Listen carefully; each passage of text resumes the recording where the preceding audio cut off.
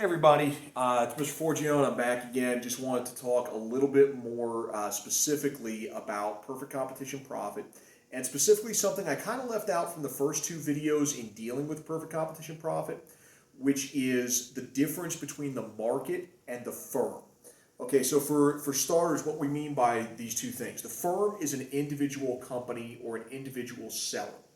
A market is saying all the different sellers or all the different companies that sell a particular product. So, as an example, if we're talking about, let's say, tomatoes, the market is tomatoes and the firm would be Tammy's Tomatoes, okay, one individual seller. So, everything that we've looked at so far in terms of our perfect competition profit graph, all of that has been related to the firm. But I wanted to show you real quick a side-by-side comparison of the firm and the market, which is something that AP occasionally does. So if we take a look here, normally what they're going to do is they're going to put the market on the left. And so I'll kind of put here tomatoes. Okay, I don't know if you guys can see that up there or not. We'll just roll with it. Market's over here. And then the firm is going to be over here. And the market is literally the simplest graph that you can possibly draw. The market is literally just a supply and demand graph. That's it. Supply, make that a little bit darker so you guys can see. Demand, we go to the middle for equilibrium. There's our quantity, there's our price. That is literally it when it comes to the market graph. There's nothing besides that. It's just supply, demand, that's it. Over here with the firm, what we're going to do is connect this. So we bring this line, this little dotted line where the equilibrium is, we bring that over, and that is where our Mr. DARP comes in. That is where our Mr. DARP line comes in. Okay, now in the long run meaning over time, we said perfect competition always breaks even in terms of economic profit. And so we're going to show a break-even graph here for a second. There's our MC, there's our Q, there's our ATC. That is perfect competition in the long run, okay? That is always what happens here, long run, perfect competition. Now, I want to show you one other little caveat, one little exception to the rule, or one little weird thing that AP will occasionally do. Let's say they give you something like this and they ask you on your one question, oh, okay, draw a market graph and a firm graph, and then side by side and show us this is what you draw. And they say, okay, now let's pretend that something happens over here to the market. Show what happens to the firm.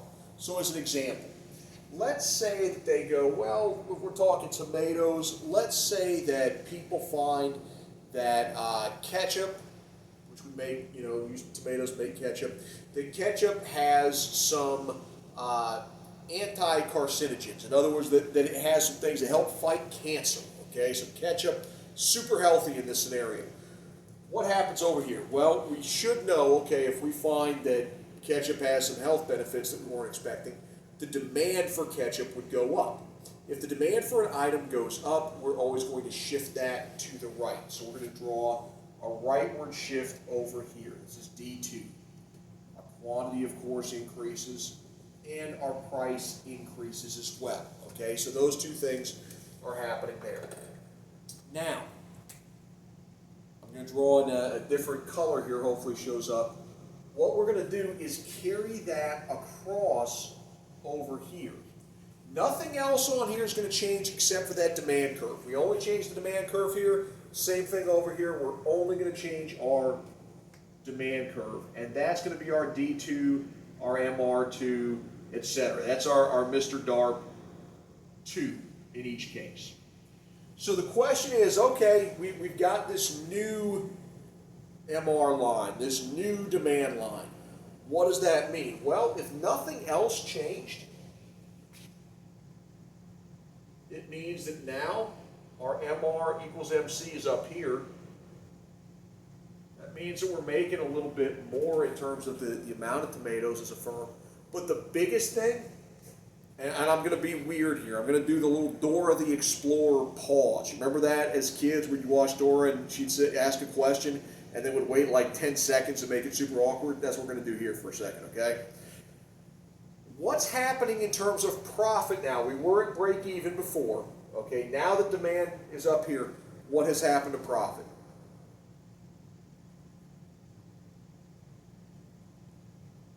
See how awkward that was? Yeah. What's happened is we are making a positive profit now. Profit has gone up. We went from break even in terms of economic profit to now we're making a positive economic profit because our price, our revenue, the amount of money coming in is now higher, but our cost has stayed exactly the same. Our cost is lower than our revenue now.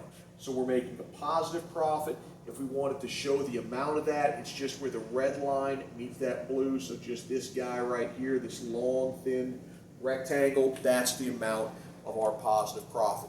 Now again, I know that's kind of a weird one, but they will occasionally, AP will occasionally do some weird stuff, as I'm sure you've probably realized. Now, long term, eventually what's going to happen is when there's profit to be made, other companies are going to come in, other firms are going to come in and lower the price again, to where eventually we'll get back down to a break-even point. But at least short run, we're going to be making profits there again if there's a greater demand for our product, in this case, tomatoes. All right, hopefully that sits well with you guys. If not, again, email me, hit me on Google Classroom, hit me in the comments. Let me know what I need to do to make sure that this is sinking in and that this is making sense. Love you guys. I'll see you all soon.